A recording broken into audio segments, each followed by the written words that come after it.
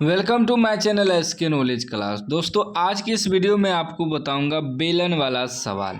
अगर आप यह सवाल यूट्यूब पे सर्च मार रहे थे तो वीडियो को पूरा लास्ट तक देखना है।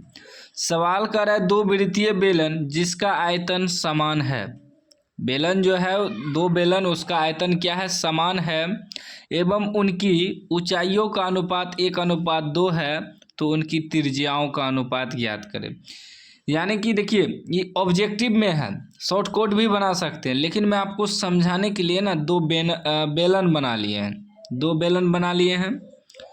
इसमें कह रहा है कि दोनों बेलन जो है इसका आयतन समान है। आयतन क्या है? बराबर है। बाकी जो है उनकी ऊंचाइयों का अनुपात दिया है। तो ये जो बेलन होता है, ये जो होता है, ये आपका ऊंचाई होता है। क्या होता है? ये आपका h होता है, ठीक है ना, जो कि एगो का h1 दिया है, ठीक है ना। अनुपात में दिया है आपका दूसरा। अनुपात में क्या दिया है? अनुपात में दिया है 1:2, तो इसका ऊंचाई मान लेते हैं 2, ठीक है ना। निकालना क्या है? इसका त्रिज्या बटे इसका त्रिज्या। अनुपात है तो इसका मतलब बटे में निकालना है दोनों का। इसको मान लेते हैं इसका त्रिज्या r1, इसका त्रिज्या r2 मान लेते हैं, तभी तो निकलेगा। अब सवाल में क्या कर रहा है? दोनों बेलन का आयतन क्या है? बराबर है। लिखेंगे बेलन का आयतन का सूत्र क्या होता है? तो बेलन का आयतन का जो सूत्र होता है वह होता है πr²h, ठीक है ना। तो πr²h इसमें भी लागू होगा, πr²h इसमें भी लागू होगा। बस यही होगा कि ई r के जगह ही r1 चले जाएगा, ई r2 चले जाएगा।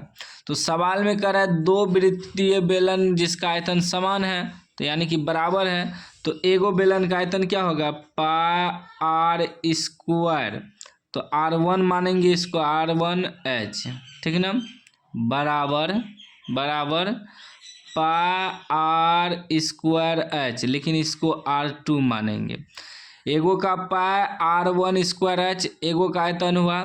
सवाल में कह रहा था समान है तो बराबर कर दिए, πr²h r2 दे दिए, क्योंकि इसका आयतन दोनों बराबर है, त्रिज्या अलग अलग है, ठीक है ना। अब देखिए पाई कट गया, बराबर में कट जाता है, ठीक है ना।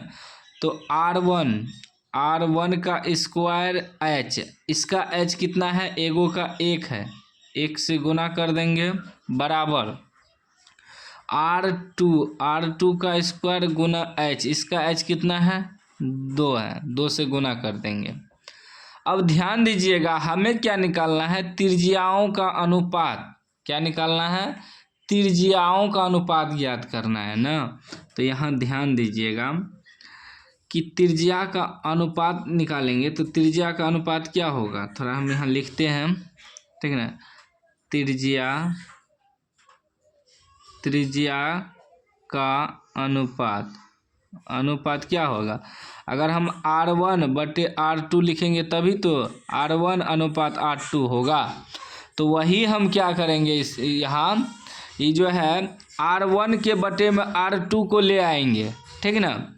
तो r1 का स्क्वायर बटे ई गुना में है, यहाँ गुना में है तो ये भागा में आ जाएगा, r2 का स्क्वायर, ठीक है ना, बराबर क्या बचा? 2। इसको अगर इधर लाएं तो इसको इधर ले जाएंगे, ये भी इधर गुना में है तो भागा में आ जाएगा। तो अब देखिए दोनों पे स्क्वायर है तो यहाँ से स्क्वायर हटाएंगे, ठीक ना। तो ये हो जाएगा r1 बटे r2 बराबर, इसका स्क्वायर हटाएंगे तो 2 पे रूट हो जाएगा, और इसका स्क्वायर हटाएंगे तो 1 पे रूट हो जाएगा। तो अब क्या हो जाएगा? ये हो जाएगा r1 बटे r2 बराबर √2, तो √2 में रह जाएगा। 1 का वर्गमूल √1 का वर्गमूल 1 हो जाएगा, क्योंकि 1 गुना 1 कर सकते हैं। तो यानी कि मेरा निकल गया r1:r2 बराबर √2:1, यानी कि त्रिज्याओं का अनुपात जो मालूम हुआ 2√1। 2√1 कहाँ पे है? बी में है, बी राइट आंसर हो जाएगा, ठीक है ना। इस तरह का सवाल आपको इसी प्रकार बनाना है। कहीं भी डाउट हो तो आप कमेंट बॉक्स में पूछ सकते हैं। ऑब्जेक्टिव में था, थोड़ा शॉर्टकट निकाल दिए, ठीक ना। चित्र हम इसलिए बनाए कि आपको ज़्यादा समझ में आ जाए, ठीक ना। कहीं भी डाउट हो तो आप कमेंट करिएगा, तो हम उसका रिप्लाई दे देंगे। अगर कह दें कोई भी बेलन दिया है, आयतन समान है, ऊंचाई दिया है, त्रिज्याओं का अनुपात निकालना है, सेम यही प्रोसेस से निकालेंगे।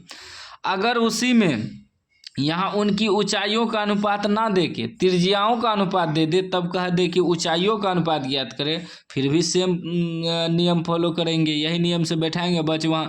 बस क्या होगा, यहाँ h की जगह मान रखे, वहाँ r की जगह मान रखेंगे, यहाँ H1/H2 का अनुपात निकाल देंगे, बस सेम वही नियम फॉलो होगा, ठीक ना। अगर आयतन बराबर है तो चाहे कुछ भी कह दे निकाल लें, ठीक ना, या ऊंचाई का अनुपात कह दे निकाल लें, या त्रिज्या का अनुपात कह दे निकाल लें, सेम यही नियम फॉलो होगा, ठीक है ना। उम्मीद है वीडियो पसंद आया होगा, पसंद आया तो लाइक कर दीजिए, चैनल को सब्सक्राइब कर दीजिए।